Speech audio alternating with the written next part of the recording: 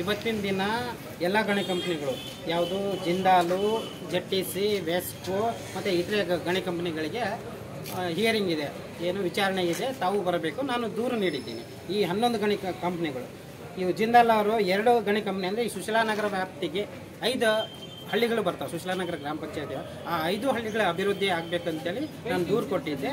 So ಈ ವಿಚಾರವಾಗಿ ಈ ಜಿಂದಾಲ್ ಅವ್ರದ್ದು 2 ಕಂಪ್ನಿಗಳಿದ್ದಾವೆ. ಒಂದು 80 ಎಕರೆದ್ದು, ಇನ್ನೊಂದು 107 ಎಕರೆ. ಆಮೇಲೆ ಜೆಟ್ಟಿಸಿ ಅವ್ರದ್ದು 4 ಇದ್ದಾವೆ.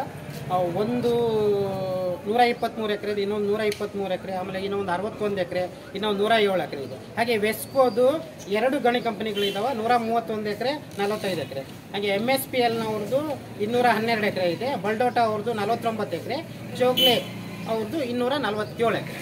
ಸೊ ಈ ಗಣಿ ಕಂಪ್ನಿಗಳು ಸುಶೀಲಾನಗರ ಗ್ರಾಮ ಪಂಚಾಯತಿ ವ್ಯಾಪ್ತಿಗೆ ಬರ್ತಕ್ಕಂಥ 5 ಹಳ್ಳಿಗಳನ್ನು ಅಭಿವೃದ್ಧಿ ಮಾಡಿಲ್ಲ. ಅವರು ಇಲ್ಲಿ ತನಕ ಅವ್ರದ್ದು ಪ್ರೊಡಕ್ಷನ್ ಎಷ್ಟಿದೆ, ಅವ್ರದ್ದು ಮೂಲ ಒಟ್ಟು ಲಾಭ ಎಷ್ಟು, ಆಮೇಲೆ ಎಷ್ಟು ಸ್ಥಳೀಯರಿಗೆ ಉದ್ಯೋಗಾವಕಾಶ ಕೊಟ್ಟಿದ್ದಾರಾ, ಎಷ್ಟು ಆಸ್ಪತ್ರೆಗಳನ್ನು ಕಟ್ಟಿಸಿದ್ದಾರಾ, ಅಥವಾ ಎಷ್ಟು ಮೂಲಭೂತ ಸೌಕರ್ಯವನ್ನು ಮಾಡಿದ್ದಾರಾ, ಪರಿಸರ ಮಾಲಿನ್ಯ ಯಾವ ರೀತಿಯನ್ನು ಕಂಟ್ರೋಲ್ ಮಾಡಿದ್ದಾರೆ ಅಂತೇಳಿ ಇದು 17 ಪಾಯಿಂಟ್ಸ್ ಹಾಕಿ ನಾನು ಒಂದು ದೂರು ಕೊಟ್ಟಿದ್ದೆ. DC ಸಾಹೇಬರಿಗೆ ಹೋಗಿ ದೂರು ಕೊಟ್ಟಾಗ ಅವ್ರು ಏನು ಹೇಳಿದ್ರು, ಈಗಿನ ತಹಶೀಲ್ದಾರರು ಭಾಳ ಪ್ರಾಮಾಣಿಕರು, ಅವರು ಖಂಡಿತವಾಗಿ ಸಮಾಜದ ಪರವಾಗಿ ಕೆಲಸ ಮಾಡ್ತಾರೆ, ಅವ್ರು ವಿಚಾರಣೆ ಮಾಡಿ ಈ ವಿಚಾರಣೆಯಲ್ಲಿ ಇವೆಲ್ಲ ಹೇಳ್ರಿ ಅಂದರು. ನೋಟಿಸಲ್ಲಿ DC ಸಾಹೇಬ್ರದ್ದು ಹೆಸರು ಮೆನ್ಷನ್ ಮಾಡಿಲ್ಲ. ಯಾಕಂದ್ರೆ ನಾನು 2 ದೂರು ಕೊಟ್ಟಿದ್ದೀನಿ. 2 ದೂರಿನಲ್ಲಿ DC ಸಾಹೇಬ್ರದ್ದು ಎಲ್ಲಿ ಮೆನ್ಷನ್ ಮಾಡಿಲ್ಲ. ಈಗ ನಾನು ತಹಶೀಲ್ದಾರ್ ಅವ್ರ ಜೊತೆ ಮಾತಾಡಿದಾಗ DC ಸಾಹೇಬ್ರದ್ದು ಮಿಸ್ ಆಗಿದೆ, ಈ ಸಲ ಮೆನ್ಷನ್ ಮಾಡ್ತೀನಿ ಅಂತ ಹೇಳಿದ್ದಾನೆ. ಎಕ್ಸ್ಕ್ಯೂಸ್ ಕೊಡೋಣ.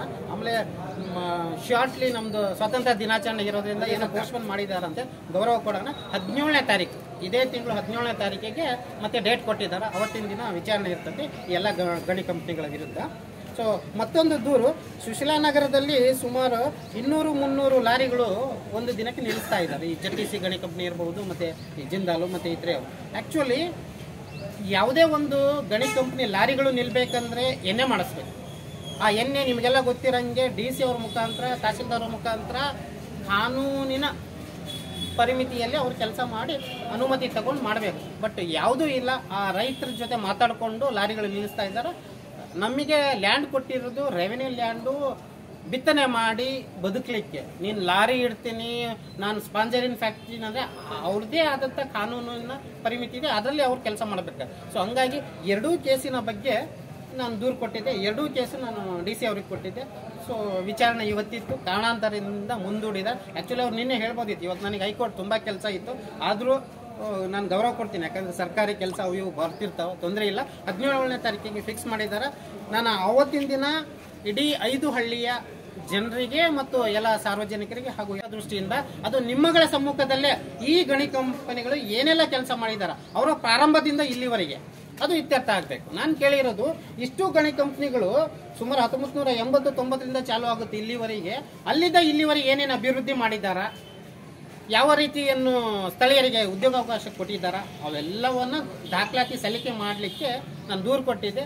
ಕಾರಣಾಂತರದಿಂದ ಪೋಸ್ಟ್ಪೋನ್ ಆಗಿದ್ದಕ್ಕೆ 17ನೇ ತಾರೀಕಿಗೆ ದಯಮಾಡಿ ಮತ್ತೊಮ್ಮೆ ನಾನು ಮನವಿ ಮಾಡ್ತಿದ್ದೀನಿ, ತಾವೆಲ್ಲರೂ ಆವತ್ತಿನ ದಿನ ಸಾರ್ವಜನಿಕರು ಕೂಡ ಹೆಚ್ಚಿನ ಸಂಖ್ಯೆಯಲ್ಲಿ ಬರಬೇಕಾಗಿ. ನಾವು ಕೇಳಿದ ಪ್ರಶ್ನೆ ಒಳ್ಳೆ ಉತ್ತಮ ಪ್ರಶ್ನೆ. ಈ ಹಿಂದೆ ಏನಾಗ್ತಾ ಇತ್ತಂದ್ರೆ, ನಾನು ಸುಶೀಲಾನಗರದಲ್ಲೇ ಹೋರಾಟ ಮಾಡ್ತಿದ್ದೆ. ರೈತರು ಹೊಲಗಳಿಗೆ ಅಲ್ಲಿ ಇಲ್ಲಿ ಹೋಗೋದು, 1-2 ತಾಸು ಕುತ್ಕೊಳ್ಳೋಣಪ್ಪ ಅಂತಿದ್ರೆ. ಈಗ ನಾನು ಸೊಂಡೂರಲ್ಲಿ ಬಂದು ಮಾಡ್ತಾ ಇದ್ದೀನಿ, ಅದು ಜನಗಳ ಸಮ್ಮುಖದಲ್ಲಿ. ಇವತ್ತು ಯಾಕೆ ಬರ್ತಾ ಇಲ್ಲ ಅಂದಮೇಲೆ ಬಿತ್ತನೆ ಕೆಲಸ, ಹೊಲಗಳ ಕೆಲಸ ಇರೋದ್ರಿಂದ ಬಂದಿಲ್ಲ. ನಾನು ನಮ್ಮ ಹಳ್ಳಿ ಜನ ನನ್ನ ಜೊತೆಗೆ ಇಲ್ಲ ಅಂದ್ರೂ ಕೂಡ ನನ್ನ ಜೊತೆಗೆ ಇದ್ದಾರಂತ ನಾನು ಮಾಡ್ತೀನಿ. ಯಾಕಂದರೆ ಸಮಾಜದ ಪರವಾಗಿ ಯಾರಾದರೂ ಒಬ್ಬರು ಸ್ಟೆಪ್ಸ್ ತಗೊಂಡ್ರೆ ನಮಗೆ ನ್ಯಾಯ ಸಿಗುತ್ತೆ. ಎಲ್ಲರೂ ಬರ್ಬೇಕನ್ನೋದು ಏನಿಲ್ಲ. ನಾನು ಮಾಡ್ತಿರೋದು 5 ಹಳ್ಳಿಗಳ ಜನ ಇದ್ರೇನೆ ಹೋರಾಟ ಇಲ್ಲ. ಒಬ್ಬ ವ್ಯಕ್ತಿ ಯಾರಾದರೂ ಮಾಡ್ಬೋದು.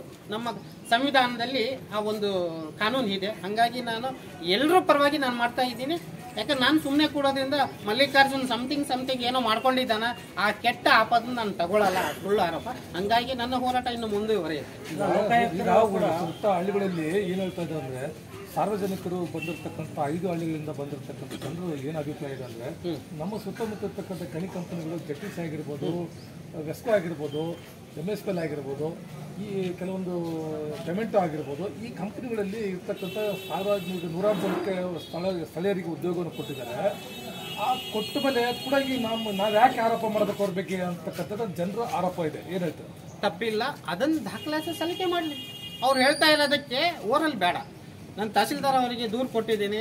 ಸೊ ಜಿಲ್ಲಾಧಿಕಾರಿಗಳ ಮುಖಾಂತರ ಅದನ್ನು ಅವ್ರು ತಹಸೀಲ್ದಾರಿಗೆ ನಾವು ಇಷ್ಟು ಜನಕ್ಕೆ ನಮ್ಮ ಪ್ರಾರಂಭ ಆಗಿದ್ದು ಇಂಥ ದಿನದಂದು ಇಂಥ ವರ್ಷದಂದು ಇಲ್ಲಿವರೆಗೆ ನಾವು ಇಷ್ಟು ಮಂದಿ ಕೆಲಸ ಕೊಟ್ಟಿದ್ದೀವಿ, ಇವ್ರ ಸ್ಯಾಲ್ರಿ ಇಷ್ಟು ಮಂದಿಗೆ ನಾವು ವಿದ್ಯಾದಾನ ಮಾಡಿದ್ದೀವಿ, ಇಷ್ಟು ಮಂದಿಗೆ ಅದು ಮಾಡಿದ್ದೀವಿ, ಅವ್ರು ಕೊಡಲಿ ದಾಖಲೆಯನ್ನು ಕೊಟ್ಟರೆ ಖಂಡಿತವಾಗಿ ನಾನು ಕ್ಲೋಸ್ ಮಾಡ್ಕೊಳ್ತೀನಿ. ಬಟ್ ಓವರಲ್ ನಾನು ಈ ಹಿಂದೆ ಅಧಿಕಾರಿಗೆ ಬಸವರಾಜ್ ತಹಸೀಲ್ದಾರ್ ಬಸವರಾಜ್ ಅವರಿದ್ದ ಗುಡಿಗೆ ಗುರು ಬಸವರಾಜ್ ಇದ್ದ ಗುಡಿಗೆ ತಾವು ಸಭೆಯನ್ನು ಕರೆದಾಗ ಅವರು ಗುಡಿಗೆ ವಿವರಣವಾಗಿ ಕೊಟ್ಟಿದ್ರು. ಅವರು ವಿವರಣೆ ಕೊಟ್ಟಿಲ್ಲ, ಅವ್ರು ಆರ್ಡರ್ ಶೀಟ್ ಓಪನ್ ಮಾಡಿಲ್ಲ, ಅವತ್ತಿನ ದಿನ ಯಾರ್ಯಾರು ಬಂದ್ರು ಏನಿಲ್ಲ, ಆ ಪ್ರೊಸೀಡಿಂಗ್ಸ್ ಬರ್ದೇ ಇಲ್ಲ. ಹಾಗಾಗಿ ನಾನು ಡಿ ಸಿ ಅವರಿಗೆ ಎ ಸಿ ಅವರಿಗೆ ದೂರು ಕೊಡಬೇಕಾಯಿತು. ನಾನು ಡಿ ಸಿ ಅವರಿಗೆ ಸರ್ ನೀವೇ ಹಿಯರಿಂಗ್ ಮಾಡಿ ವಿಚಾರಣೆ, ಯಾಕಂದ್ರೆ ತಹಸೀಲ್ದಾರ್ ಸಾಹೇಬರು ಮಟ್ಟಕ್ಕೆ ನನಗೇನು ಸರಿಗೆ ಅನಿಸ್ತಾ ಇಲ್ಲ, ತಾವು ಮಾಡಿ ಅಂದಾಗ ಇಲ್ಲ. ಈಗ ತುಂಬಾ ಪ್ರಾಮಾಣಿಕರಿದ್ದಾರೆ ಅನಿಲ್ ಕುಮಾರ್ ಅವರು, ಸಮಾಜದ ಪರವಾಗಿ ಒಳ್ಳೆ ಕೆಲಸ ಮಾಡ್ತಿದ್ದಾರೆ.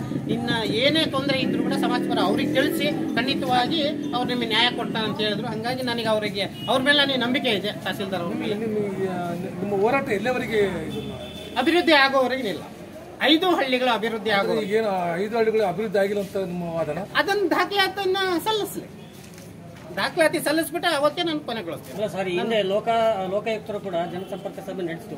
ಬಹಳಷ್ಟು ಆ ಜನಸಂಪರ್ಕ ಸಭೆಯಲ್ಲಿ ತಾವು ಪ್ರಸ್ತಾವ ಮಾಡಬಹುದಾಗಿತ್ತಲ್ಲ. ಇಲ್ಲಿ ನಾನು ಲೋಕಾಯುಕ್ತ ದೂರು ಕೊಟ್ಟಿಲ್ಲ, ಬಂದಿಲ್ಲ. ನಾನು ಹೈಕೋರ್ಟಲ್ಲಿ ಕೆಲಸ ಮಾಡ್ತಿರೋದ್ರಿಂದ ನಾನು ಬರೋಕ್ಕಾಗಿಲ್ಲ. ಆ ವಿಚಾರ ನನಗೆ ಗೊತ್ತಿಲ್ಲ.